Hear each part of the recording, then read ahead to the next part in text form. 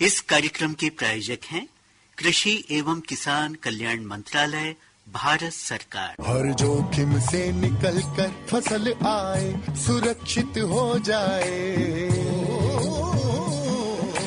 फसल बीमा से हर किसान अब आत्मनिर्भर हो जाए। संकट के समय प्रधानमंत्री फसल बीमा योजना किसानों के लिए वरदान है। अब सूखा पड़े या बाढ़ आ जाए कोई डर नहीं, अब ओले पड़े या कीट पतंगे फसल खा जाए कोई फिक्र नहीं, क्योंकि हमने लिया है प्रधानमंत्री फसल बीमा। बुआई से फसल कटाई तक हर जोखिम का दावा, न्यूनतम प्रीमियम पर अधिकतम भुगतान का वादा। योजना से हर साल जुड़ रहे हैं 5 करोड़ से ज्यादा किसान। अब आपकी है बारी। नजदीकी कृषि कार्यालय, सहकारी समिति, बैंक शाखा, अधिकृत बीमा कंपनी या जन सेवा केंद्र में स्वेच्छा से करा सकते हैं पंजीकरण। फसल बीमा पोर्टल या फसल बीमा ऐप द्वारा भी कराया जा सकता है पंजीकरण। प्रधानमंत्री फसल बीमा योजना, आपकी फसलों का संपूर्ण सुरक्षा कवच। कृषि एवं किसान कल्याण मंत्रालय, भारत सरकार। श्रोताओं, अंतराल के बाद एक बार फिर से आप सभी का स्वागत है आपके अपने पसंदीदा कार्यक्रम किसान वाणी में। और कार्यक्रम में अब हम बात करते हैं आज की सामयिक चर्चा की, जिसका विषय हमने लिया है प्याज का सुरक्षित भंडारण करें। तो श्रोताओं, हम सभी जानते हैं कि हमारे घर में रोजाना चाहे सब्जी बने चाहे दाल बने, इसको बनाने में सबसे जरूरी प्याज होता है। और किसान भाइयों, हम जो हैं प्याज की फसल जो लगाकर रखी हुई थी वो कुछ जगहों पर पककर तैयार भी हो गई है और कुछ जगहों पर लगभग पकने की स्थिति में आ चुकी है। तो प्याज के अगर बाजार दामों की बात करें तो अभी हाल फिलहाल में इसके दाम कुछ कम नजर आ रहे हैं। अगर हमारे किसान भाई प्याज का संरक्षण करके रख लेते हैं, इसको सुरक्षित भंडारित करके रख लेते हैं, तो आगे आने वाले समय में निश्चित रूप से प्याज के अच्छे दाम हमारे किसान भाई प्राप्त कर सकते हैं। देखिए, प्याज के भंडारण को बहुत आसानी से किया जा सकता है, बस इसमें वैज्ञानिक विधि का हमें शुमार करना होगा। क्योंकि परंपरागत रूप से जिस प्रकार से हम प्याज का भंडारण करते थे तो इसमें हमें नुकसान होने की संभावना अधिक हो जाती है। सबसे पहले तो हमें यह करना है कि खेत से निकालकर जो हमने प्याज लाई है उसको हमें बारी बारी से देखना है कि उसमें कहीं कुदाल या फिर हंसिया तो नहीं लग गई, यानी वो प्याज कटा हुआ नहीं होना चाहिए। इसके बाद जो है हमें उस प्याज को किसी छायादार जगह में सुखाने के लिए रख देना चाहिए। रखने के उपरांत हमें ये कोशिश करनी चाहिए कि उसको हम कम से कम 1 से 2 बार पलट दें। इससे ये होगा कि उसकी जितनी बाहरी परत है उस पर जो मिट्टी लगी हुई है वो पूरी तरह से साफ हो जाएगी। इसके बाद जड़ के भाग को और जो ऊपर तना वाला भाग होता है, इन दोनों भागों को हमें कुछ मात्रा में तोड़ देना चाहिए और प्याज की अच्छे से सफाई कर लेनी चाहिए। इसके बाद हमें यह करना है कि इसे हमें जालीदार बोरों में भरकर रखना है। जालीदार बोरे हमें बाजार में आसानी से मिल जाते हैं और इसकी खासियत ये होती है कि इसमें हवा का प्रवाह जो है वो बना हुआ रहता है। इसीलिए हमें जो हमारे परंपरागत बारदाने हैं उसकी अपेक्षा जो है हमें जालीदार बोरों का उपयोग करना चाहिए। इसके बाद इसके भंडारण के लिए हमें कोशिश ये करनी चाहिए कि इसे ऐसी जगह पर रखें जहां पर हवा की आवाजाही पूर्ण रूप से सुरक्षित हो, यानी कि वहां पर हवा का आगमन होते रहना चाहिए। जिससे ये होगा कि हमारे प्याज की जो फसल है उसमें हवा पर्याप्त मात्रा में मिलती रहेगी, जिससे प्याज खराब होने की संभावना जो है वो नगण्य हो जाएगी, यानी कि कम से कम हो जाएगी। दूसरी विधि की अगर हम बात करें तो हम वैज्ञानिक विधि का इस्तेमाल करके भी प्याज का भंडारण कर सकते हैं। इसके लिए हमें थोड़ी मात्रा में रुपए खर्च करने होंगे। इसके लिए हमें यह करना होगा कि जालीदार परतदार जो बेंच होती है उसका निर्माण करना होगा। इसमें हमें बारदाने में प्याज रखने की आवश्यकता नहीं होती है। जो परतदार जालियां बनी होती है उस पर हम प्याज का भंडारण कर सकते हैं। इसके बाद इसमें जो है पंखे के माध्यम से इसमें हवा का प्रभाव बना रहता है। इसके साथ साथ जो कमरे में एग्जॉस्ट फैन होते हैं उसके माध्यम से भी जो गर्म हवा है वो कमरे से बाहर निकाली जा सकती है। इस प्रकार से हम प्याज का भंडारण बहुत ही सुरक्षित रूप से कर सकते हैं। इसके बाद जो है कम से कम 1.5 से 2 महीने बाद हमें इसमें एक काम और ये करना होता है कि जो प्याज कुछ मात्रा में सड़ गई है या फिर सूख गई है, दोनों प्याजों को साफ करके हमें फिर से भंडारित करना होगा। तो इस प्रकार से 1.5 से 2 माह के अंतराल में हमें उस प्याज की सफाई भी करनी होती है और उसमें जो समस्याएं दिख रही है उससे निजात के लिए जितने इंतजाम है वो भी हमें करने होते हैं। इस प्रकार से हम प्याज का भंडारण कर सकते हैं और निश्चित रूप से आगे आने वाले समय में जब प्याज के दाम बाजार में बढ़ जाएंगे उस समय हमारे किसान भाई इसका विक्रय करके निश्चित रूप से अधिक मुनाफा कमा सकते हैं। इसके साथ साथ इसकी जो सफाई वाली हमने बात की है, सफाई में हमें एक बात का खास ध्यान रखना चाहिए, वो ये होता है कि प्याज में पानी की मात्रा अधिक होती है क्योंकि सड़े हुए जो प्याज है अगर उसकी हम सफाई नहीं करेंगे तो वो प्याज जो है उसके साथ में किसी दूसरे प्याज को भी खराब करते चले जाएंगे, क्योंकि इसमें पानी की मात्रा बहुत अधिक होती है। सड़ने के उपरांत जो है इसमें से पानी का रिसाव जो है वो निरंतर होता रहता है। तो इसीलिए हमें कोशिश ये करनी चाहिए कि चाहे हम बारदाने में इसका भंडारण कर रहे हो या फिर जो परतदार जालियां हैं उसमें हम भंडारण कर रहे हो, इसकी साफ सफाई निश्चित रूप से बहुत जरूरी है। तो हमारे जो भी किसान भाइयों ने प्याज की फसल लगा कर रखी थी उसको निकाल रहे हैं और उसको भंडारित करना चाहते हैं, वो इस बात का खास ध्यान रखें। श्रोताओं, कार्यक्रम में अब समय है मनोरंजन का, तो आइए आपको सुनवाते हैं ये लोकगीत।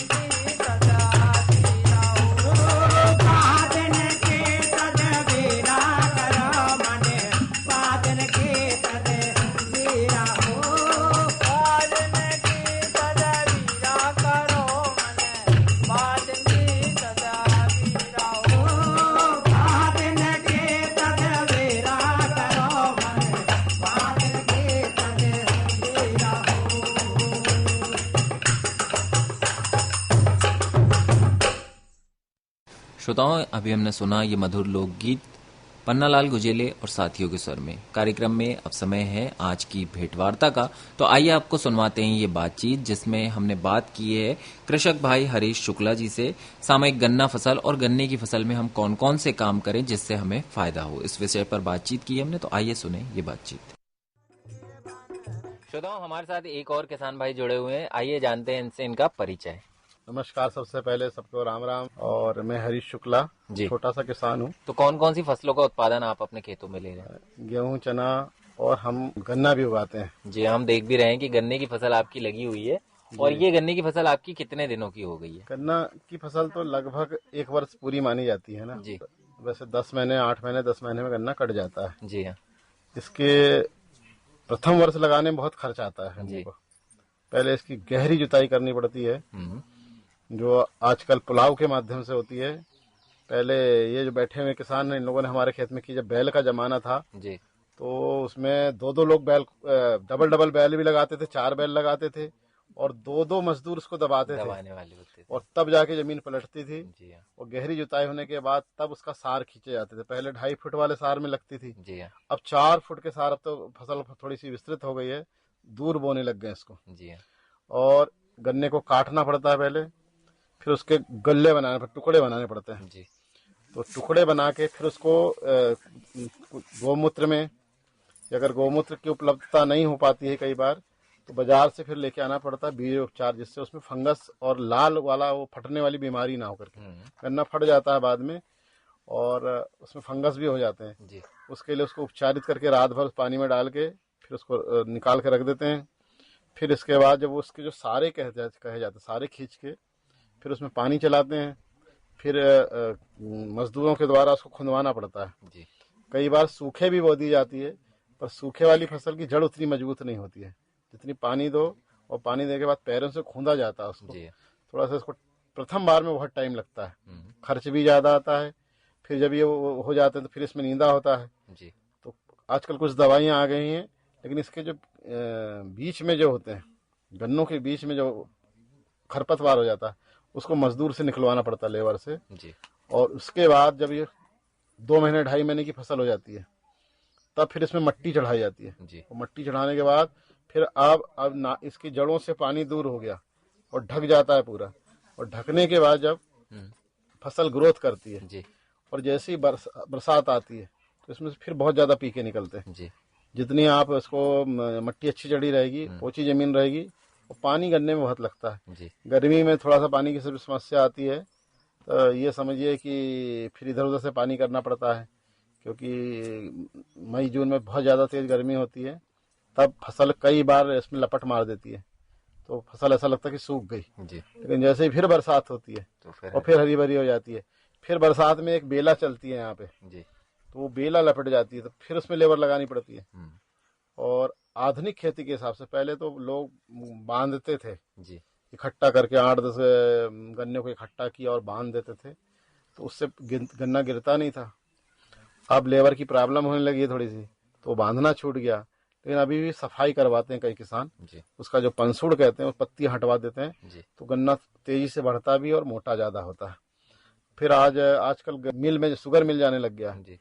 पहले हम लोग घर में एक ओलू होता था, उसमें पेरते थे, उसमें 15-20 लेबर लगती थी। जी। अब लेबर की थोड़ी समस्या है, इसलिए सब लोग शुगर मिल में देके शक्कर खाने लग गए और बीमारियां पालने लग गए। हमारे यहाँ जो गुड़ बनता था, परंपरागत जो गुड़ कहा जाता था, बड़ी वाली उससे कढ़ाई से, तो उसमें एक भिंडी, जंगली भिंडी आती थी। जी। जंगली भिंडी जब डाल के उसको पकाया जाता था, तो हम लोग तो ये समझते थे कि इसका मैल निकालने के लिए, मड़ी निकालने के लिए, लेकिन वास्तविक इसका वैज्ञानिक कारण यह है कि जब वो जंगली भिंडी के उसकी रस जाता है और उस गुड़ को खाओ तो शुगर की बीमारी नहीं होती। जी। जिनको शुगर हो आज भी उसका रस पिए, पानी पिए तो शुगर बहुत कंट्रोल होती है। वो अपने आप इंसुलिन तैयार करता था, उसका काम ही था। लेकिन अब वो सब परंपरा खत्म हो गई, और जब शक्कर आती है तो कैसी बनती है हम लोग को नहीं मालूम, हम लोग शुगर मिल में गए नहीं। हमारे यहाँ तो लाल गुड़ बनता था, काला गुड़ बनता था, जितना काला गुड़ होगा उतना अच्छा होगा, ये माना जाता था। ऐसा है। तो हरीश जी, जैसे आप गन्ने की फसल के बारे में हमें इतनी अच्छी जानकारी आपने दी अभी, तो मैं जानना चाहूंगी कि जैसे बहुत से किसान भाइयों से जब हम बात करते हैं तो वो हमें बताते हैं कि गन्ने की फसल के साथ वो मिश्रित भी दूसरी फसलें लेते हैं। तो आप भी क्या आपके खेत में? नहीं, यहाँ की जमीन थोड़ी हल्की है। अच्छा। तो जिधर भारी जमीन रहती, काली की जमीन होती है, तो साथ में जो है आलू लगा देते हैं, साथ में कई लोग गेहूं बो देते हैं, चना बो देते हैं जो 4 फीट का, प्याज लगा देते हैं, लहसुन लगा देते हैं, तो वो डबल फसल हो जाती है। लेकिन जब वो चना लगाया जाता है तो उसको मिट्टी चढ़ाने में लेट हो जाता है। आलू और प्याज तो जल्दी निकल जाता है, तो उसका अच्छा काम हो जाता है। लेकिन उसके लिए जो जमीन जो है थोड़ी भारी चाहिए, तब अच्छा उत्पादन होता है। तो आपके क्षेत्र में ऐसी जमीन नहीं है? हाँ, हमारी जमीन हल्की है, क्योंकि यहाँ अब जानवर थोड़े कम हो गए। पहले जानवर ज्यादा होते थे, तो गोबर की जितनी खाद, ज्यादा खाद डलती है, उससे खरपतवार तो होता है, कचरा तो होता है, लेकिन फसल का उत्पादन बहुत अच्छा होता है और जमीन की उर्वरक शक्ति को बना के रखता है। अब हम लोग ज्यादा करके डीएपी भी, गन्ने में भी डीएपी और यूरिया पे आधारित हो गए हैं। अगर नहीं डालेंगे तो फसल का उत्पादन नहीं। जैसी बरसात होगी तो डालना ही डालना है। तो इसलिए जो है पूरी 2 फसल लेते हैं या 2 या 3 फसल उसमें अंदर लेते हैं, तो फिर लेबर चाहिए निदाई के लिए। लेबर की थोड़ी समस्या है, मजदूर बहुत दिक्कत हो रही है, इसलिए लोग एक फसल लेते हैं कि और खरपतवार का छिड़क दिए, उससे नीदानाशक जिसको बोलते हैं, छिड़क दिए, पूरे नष्ट हो जाता है और उससे गन्ना की फसल ग्रोथ कर जाती है। और जैसे अब मिश्रित फसल की हमने बात करी अभी, उसके साथ साथ मैं आपसे ये भी जानना चाहूंगी कि जो हमारे खेत में जैसे फसल चक्र होता है वो कितना जरूरी होता है और क्यों करना चाहिए हमारे किसान भाई? फसल चक्र तो इसलिए कि इससे उसका फसल चक्र से ये होता है कि हमारे जमीन की जो उर्वरक शक्ति है उसको बदलती है। जैसे आपने चना बोया तो चना की में गठाने होती है, तो नाइट्रोजन बढ़ाता है जमीन में। चने की जब पत्तियां झड़ती है उससे खार होती है, उससे उर्वरक शक्ति अपने आप एक एकड़ में अगर आपने बो दिया, तो उस साल अगर चना बो दिया है और चने की पत्ती झड़ गई, तो अगर बिना खाद के भी करेंगे तो जमीन को फायदा होगा। पहले पुराने चक्र में एक ही फसल होती थी, तो बरसात के बाद चना बोते थे, उसके बाद फिर ज्वारी तुअर ये लगाते थे, तो बिना खाद के उत्पादन होता था और जमीन पोची रहती थी।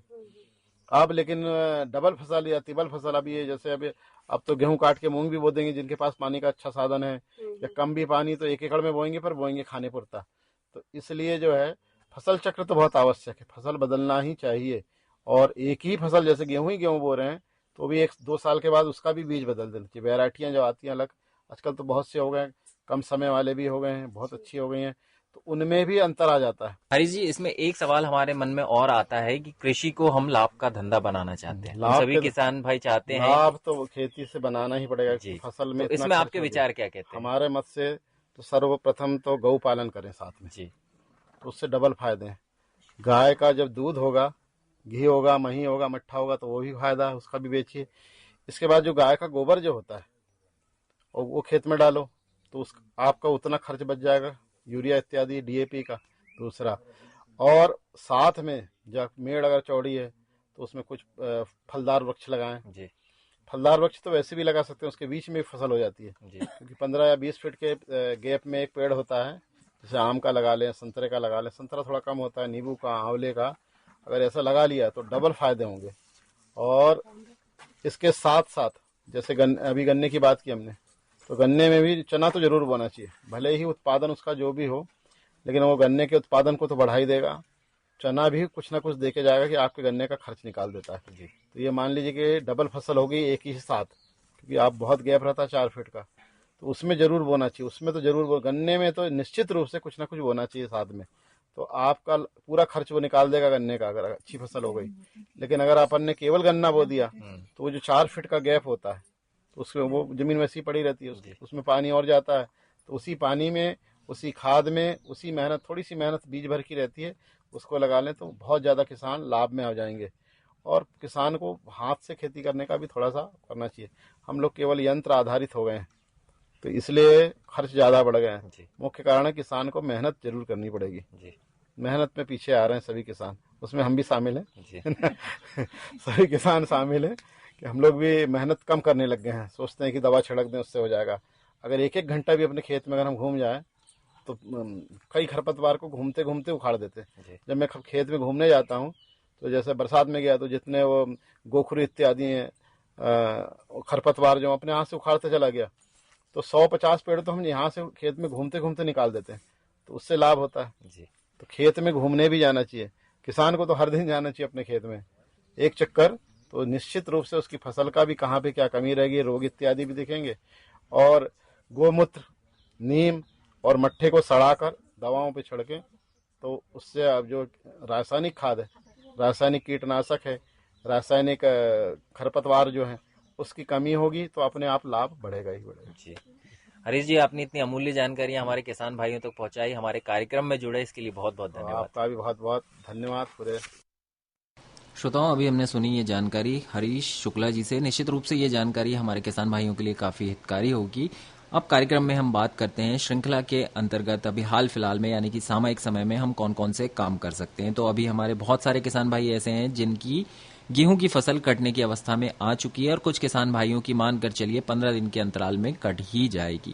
तो अभी आगे आने वाले समय में हम अपने खेतों में सब्जी वर्गीय जो पौधे हैं उनका रोपण करके निश्चित रूप से अच्छा मुनाफा कमा सकते हैं, या फिर जिन किसान भाइयों के पास पानी की पर्याप्त व्यवस्था है वो किसान भाई तिल्ली की फसल लगा सकते हैं। इसके अलावा मूंग और उड़द की भी फसल लगा सकते हैं। कुछ एक किसान भाई हमारे ऐसे भी हैं जो मूंगफली की फसल लगाना चाहते हैं, तो ये समय मूंगफली की फसल लगाने के लिए भी काफी अच्छा है। अगर सब्जी वर्गीय फसलों की बात करें हम, तो जायद के समय में हम भिंडी लगा सकते हैं, टिंडा लगा सकते हैं, लौकी लगा सकते हैं, कुमड़े की फसल लगा सकते हैं। इसके अलावा जो है हम टमाटर की फसल लगा सकते हैं, भट्टे की फसल लगा सकते हैं और धनिया की फसल लगा सकते हैं। तो इसके लिए जो है हम कृषि विज्ञान केंद्र से संपर्क कर सकते हैं, वहां पर हमें रेडीमेड जो पौधे हैं वो भी प्राप्त हो सकते हैं। इसके अलावा अगर हमारे किसान भाई चाहें तो अभी हाल फिलहाल में हम रोपा डाल दें तो आगे आने वाले समय के लिए जो रोप है वो बनकर तैयार हो जाएगा, जिसे हम अपने खेतों में रोपित कर देंगे तो निश्चित रूप से हमारे किसान भाइयों के लिए जायद की फसल तैयार हो जाएगी और ये हमें निश्चित रूप से अच्छी आमदनी देकर जाएगी। कार्यक्रम में अब समय है मनोरंजन का, तो आइए आपको सुनवाते हैं ये लोकगीत। लाल काजलिए बंदारे लाल होली कौन खेले रे काजले वाली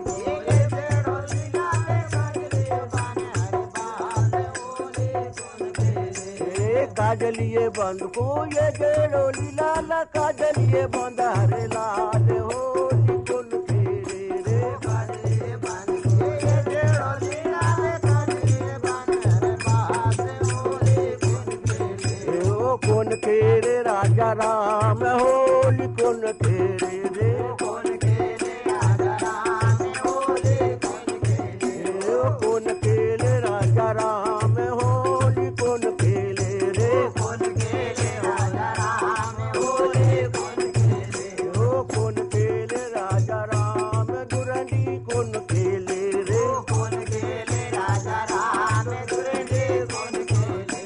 काजलिए बंद को ये जेड़ोली लाल काजलिए बंद हरे लाल होली कौन खेले रे काजलिए बंद को ये जेड़ोली लाल काजलिए बंद हरे लाल होली कौन खेले ओ कौन खेले राजा राम होली कौन खेले रे कौन खेले राजा राम होली कौन खेले कौन खेले राजा राम दुरंदी कौन खेले राजा राम दुरंदी कौन खेले हो कौन खेले राजा राम दुरंदी कौन खेले हो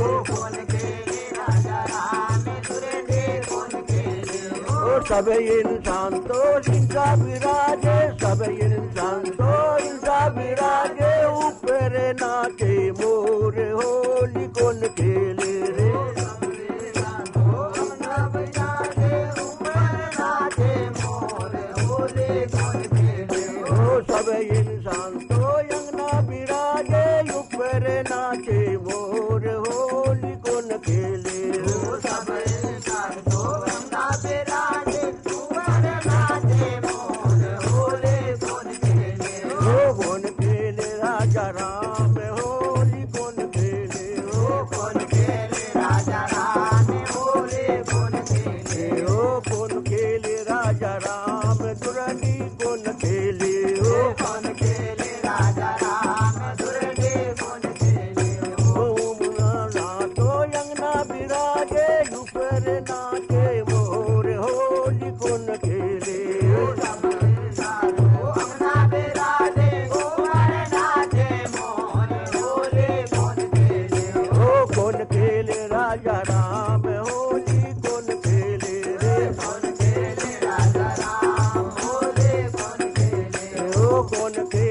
राजा राम होली कौन खेले हो कौन खेले राजा राम होली कौन खेले हो कौन खेले राजा राम पंचमी कौन खेले हो कौन खेले राजा राम पंचमी कौन खेले हो कौन खेले राजा राम होली कौन खेले हो कौन खेले राजा राम होली कौन खेले हो सब इंसान तो अंगना बिराजे ऊपर नाचे मोर होली कौन खेले हो सब इंसान तो अंगना बिराजे ऊपर नाचे मोर होली कौन खेले हो सब इंसान तो अंगना बिराजे ऊपर नाचे मोर होली कौन खेले हो सब इंसान तो अंगना बिराजे ऊपर नाचे मोर होली कौन खेले हो कौन खेले राजा राम होली कौन खेले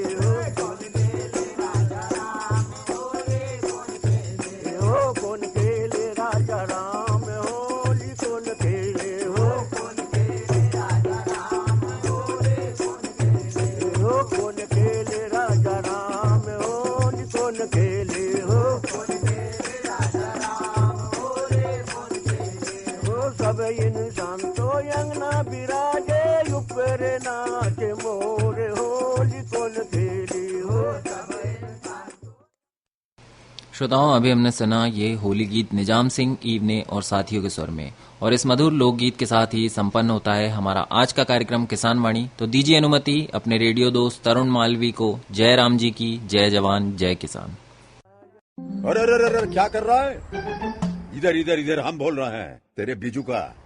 उतला बोल रहा है? पक्षियों से तो हम खेत को बचा लेते हैं, पर इन घातक रसायनों से कैसे बचाएं? मतलब? देख बेटा, तू जो ये अंधाधुंध रसायन मिलाता है ना, मिट्टी की सेहत बिगड़ने लगी है। और जब माटी ही कमजोर पड़ जाएगी तो उपज कैसे सेहतमंद होगी? अरे पहले ऐसा नहीं था। पूछना अपने बड़े बुजुर्गों से, कैसे फसल लहलहाती थी, शुद्धता झलकती थी। हाँ, माटी भी तंदुरुस्त और लोग भी। अरे अब पहली वाली बात कहाँ? पर अब तो सब यही डाले हैं। सब नहीं, आज भी लाखों जागरूक किसान परंपरागत विधि से फसल उगा रहे हैं। खर्चा कम और उपज की कीमत भी बेहतर पा रहे हैं। सच है?